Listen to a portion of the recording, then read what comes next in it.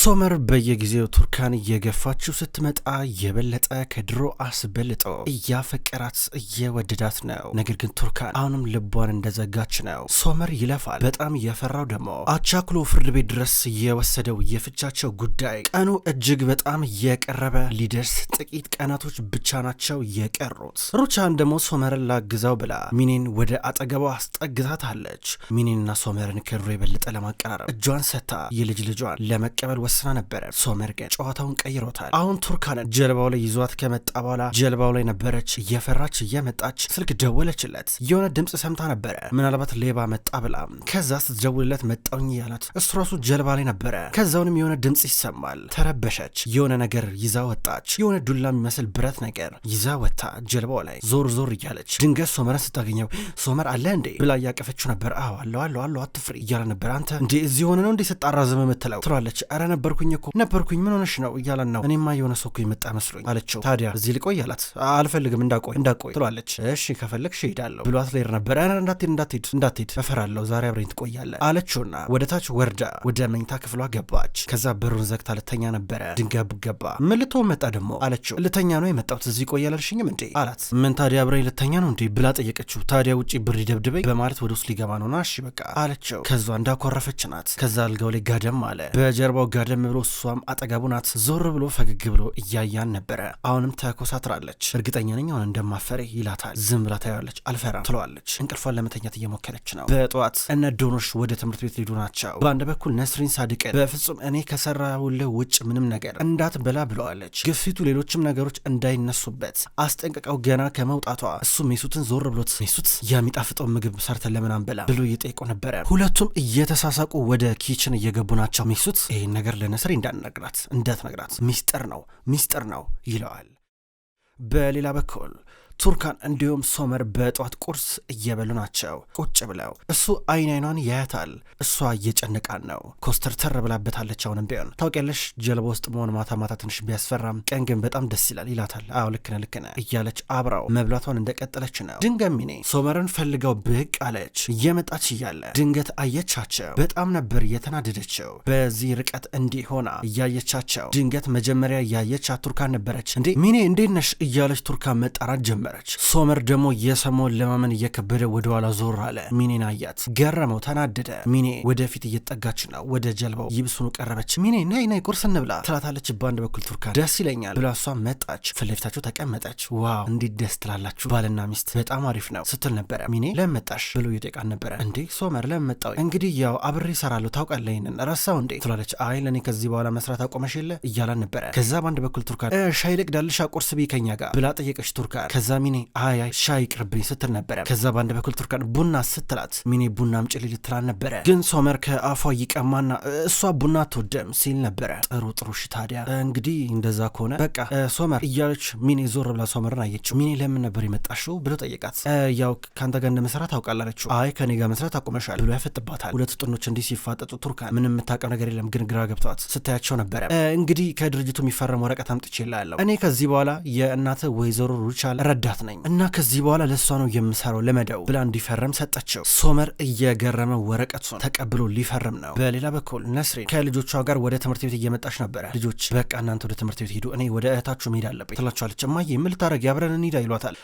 ይረፍዳል እኔ ትንሽ ቆየት ብዬ እመጣለሁ ችግር የለም ትላቸዋለች። እማዬ ምን ተፈጠረ ምንድነው ነገሩ ሲሏን ነበረ። ያው እህታችሁን ላረጋጋት ነው የሚሄደው። መቼስ ትዳር በዚህ ዘመን በጣም አስቸጋሪና ከባድ ነው። ያው ሚስት እንደመሆኗ መጠን ብዙ ማወቅ ያለባት ነገር አለ። እሷን ማስማማት አለብኝ። በቃ ደህና ሆኖ በኋላ እንገናኛለን ብላቸው ሄደች። ከዛም ዶኖሽና ዳሪያ ወደ ትምህርት ቤት እየመጡ ዳሪያ ዝም ብላለች። ዳሪያ ዝምታ ቀጥሏል። ዳሪያ ግን ምን ሆነሽ ነው ስትላት ነበር። ተይው እባክህ ሰርሽው ትላታለች። ዳሪያ እንዴ የሆንሽን አነግሪኝም እንዴ ምን ተፈጠረ ምኑን ነው የምረሳው ትላታለች።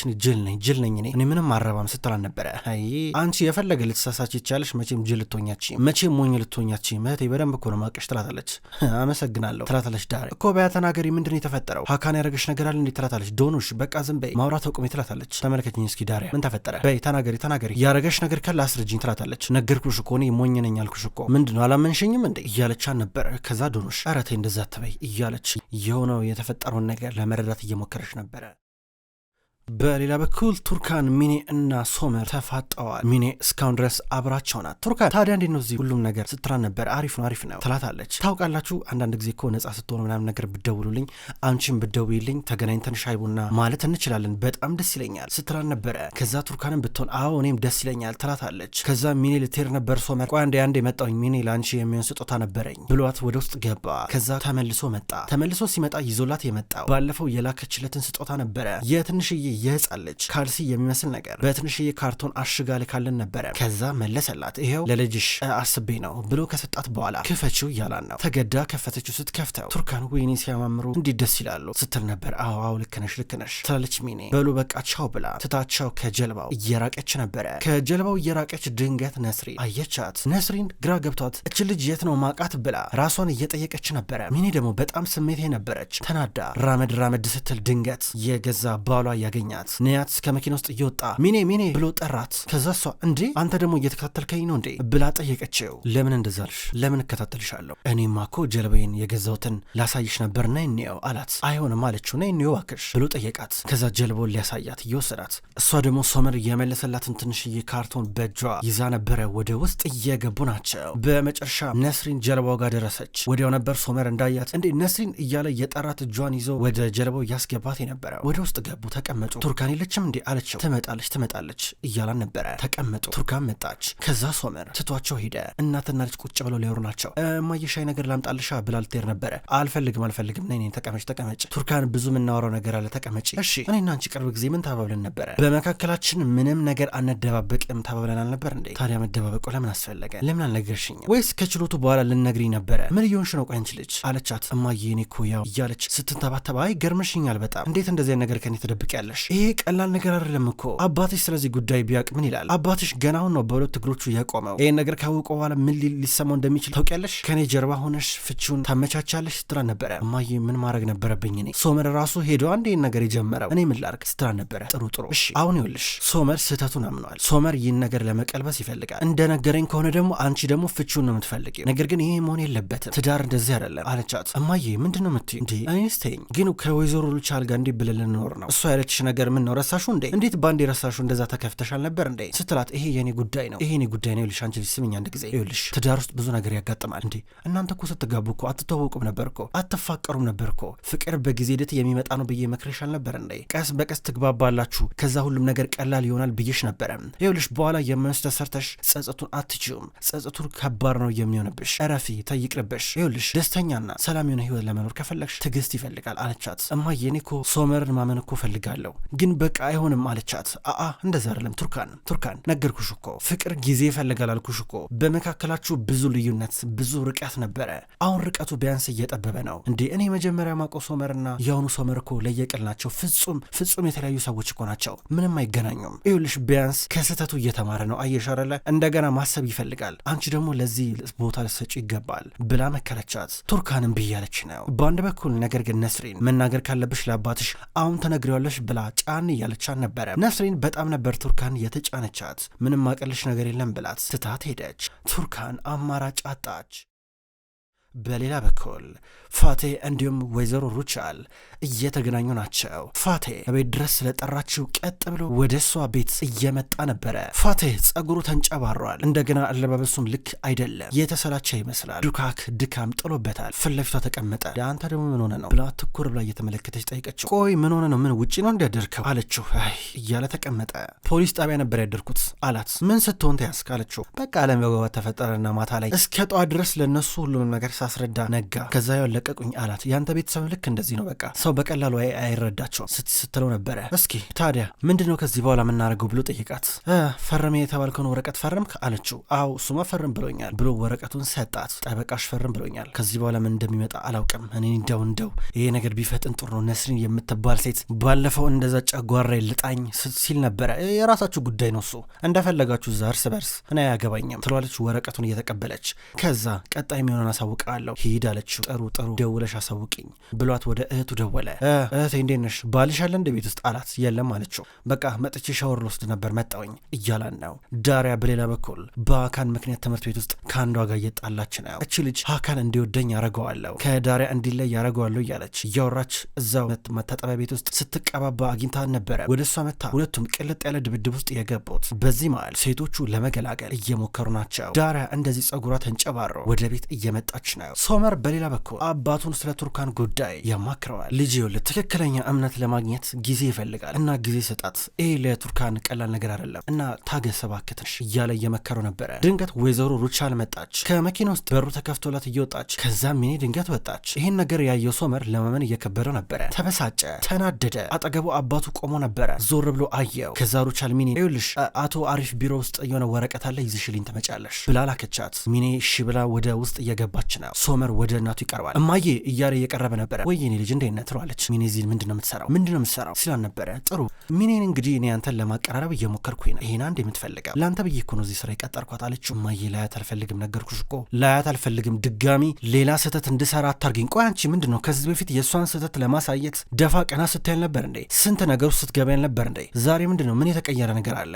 ምንድነው ነገሩ? ምንም አልገባኝም እያላን ነበረ። አስብ አንተ ልጅ አስብ። ይኸውልህ እሷን ትወዳታለህ፣ እንደገና የልጅ ልጄን ደግሞ ተሸክማለች። እድል እየሰጠዋት ነው። እድሉን ደግሞ ሁላችሁም ተጠቀሙበት ትለዋለች። እማዬ እውነቱን ልንገርሽ ላያት አልፈልግም፣ ከዚህ እንድትወጣ ፈልጋለሁ አለችው። ተረጋጋ አስብ። ስለተናደድክ ነው እንዲህ የምትለው። ለማንኛውም ይኸውልህ እኔ ዛሬ ብዙ መሰራው ስራ አለብኝ፣ ለጭቅጭቅ ጊዜ የለኝም፣ በቃ በኋላ ብላው ገባች። ሶመር ወገቡን ይዞ ያስባል።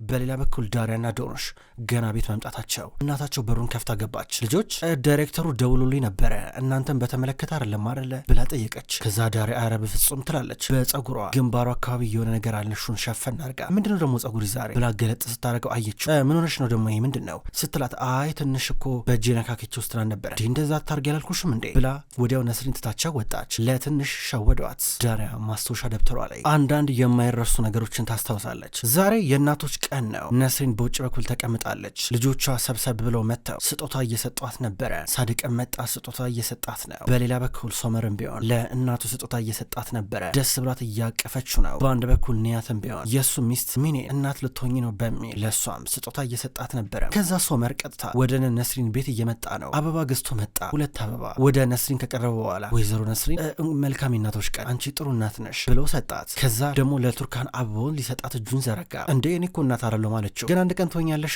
ቆንጆ እናት ትሆኛለሽ፣ መልካም እናት እያለ ሰጣት። ገርማት እያየችው ነበረ። ከዛ ነስሪን ትታቸው ሄደች። ጥንዶቹ ሊያወሩ ተቀመጡ። ይኸውልሽ ቱርካን ማለት እኔና አንቺ እንደዚህ አይነት ሁኔታ ውስጥ እንድንገባ እኔ አልፈልግም። በቻልኩት አቅም ነገሮችን ማለት በቃ ወደ ኋላ መመለስ ምንም ነገር አይቻልም። ጸጸት ነው የሚሆነው። ግን በቃ እንደገና ምናልባት ሌላ እድል ካለን ብንሞክር ጥሩ ነው አላት። ስለምን እድል ነው የምታወሩ ትሏለች። እሺ ቢያንስ ለአባትሽ እንንገረው ከችሎቱ በፊት አላት። እኔ ለአባዬ የምነግረው ከችሎቱ በኋላ ነው፣ ሌላው ነገር አያገባም እያለችው ነበረ። ቱርካን እባክሽ እንደዚህ አትሁኝ፣ እኔና አንቺ ብዙ ነገር አሳልፈናል። እንዴ ምን ሆነሽ ነው? አንቺ ከመጀመሩ ነው አንቺ ጠላት የሆንኩት። እኔና አንቺ እንደዚህ አይነት አስቸጋሪ ጊዜ ውስጥ እንኳን አልፈን እኮ ብዙ ነገር እኮ እናወራል እኮ ነበረ፣ ብዙ ነገር እንባባል ነበረ። ታዲያ አሁን ምን ነክቶሽ ነው? ምን የተቀየረ ነገር አለ አላት። ከዚህ በኋላ አልታገሰ። ከዚህ በኋላ ተመሳሳይ የሆነ ህመም ውስጥ ማሳለፍ አልፈልግም፣ ተመሳሳይ የሆነ ህይወት ውስጥ መግባት አልፈልግም፣ በቅቶኛል አለችው። እንደ መረራት ስትነግረው ምንም ማድረግ አልቻለም። ከተቀመጠበት ተነስተው ሄደ። ዞር ብላ እያየችው ነበረ። በአንድ በኩል ኒያትም ቢሆን ሚኔ ውሸቷን እንደሆነ ሊያጋልጣት ያስብና ይተወዋል። አሁን ግን ወደ እሷ መጣና የኔ ፍቅር ቤተሰቦችሽን እንጠይቅ እንሂዳ ኢዝሚር እንሂድ አላት። ለምን? ኧረ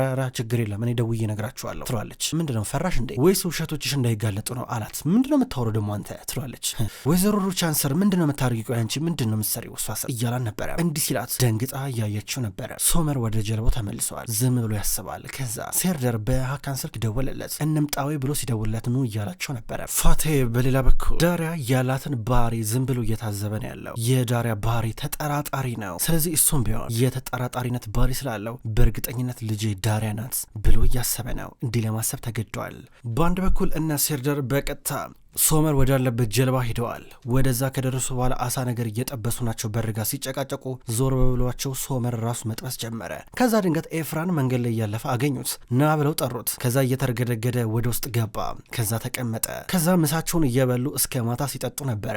ከዛ ኤፍራን ሞቅ እያለው እየሰከረ መጣ። እኔ ምን ላድርግ እንግዲህ አይ ሴቶች ራስን በመስታወት ያለች፣ እኔም ራሴን በመስታወት አየሁት። እውነት ለመናገር ፈጣሪ ውብና እጹብ ድንቅ አድርጎ ፈጥሮኛል። ምን ልበል እንግዲህ መልከ መልካም ወንድ ነኝ። እንደው እንደዚህ ምን እንዳለችኝ ሳስበው ግራ ይገባኛል። ጥሩ ነገር አስባልኝ ነው ወይስ እያሾፈችብኝ ነው ምንድን ነው ብዬ ራሴን ጠይቃለሁ እያለ ምሬቱን እንዲሁም ብሶቱን ነበረ በስካር መንፈስ ሲያወራቸው የነበረው። ግን ታውቃላችሁ አንዳንዴ ልብ የሚሰብር ልብ የሚወጋ ነገር ትነግረኛለች። ግራ እኮ ነው የሚገባኝ እንዲህ ብዬ ልረዳት። ደሞ እኮ ቆንጆ ናት፣ ውበቷ ደግሞ ግራ እኮ ነው የሚያጋባኝ። ታዲያ እኔ ስለ እኔ ብዙ ነገር ነገርኳችሁ፣ እናንተስ እንዴት ነው አላቸውና ገና ሊያወሩ ሲሉ ዝም ብሎ እያዳመጡን ነበረ። ኧረ ትላንትና ደግሞ አንዷ ቢጫ ጸጉር በቃ እስኪ ዝም ብለህ ስለ እኔ የሆነ ነገር ጻፍ አትለኝም መሰላችሁ? በነገራችን ላይ ስለ ጽሁፍ በጣም ጎበዝ ነኝ እያለ ስለ ራሱ ያወራቸዋል። ዝም ብሎ ያዳምጡታል። ሶመር በተለይ በረዥሙ እየተነፈሰ እጆቹን አጣምረው ሲያዳምጠው ነበረ። በነገራችን ላይ ወንድሜ ሶመር ልጅቷ ማን እንደሆነች ታውቃለህ? አሊያ እኮ ናት አለው። ምን ይሏል ሶመር? አዎ አሊያ ናት እናንተ ቤት የምትሰራው ይለዋል እየሳቀ። ሶመር ከት ብሎ ይስቃል። ጎበዝ ጎበዝ እያለው ቺርስ እያለው አብረው እየጠጡ አብረው እያመሹ ናቸው።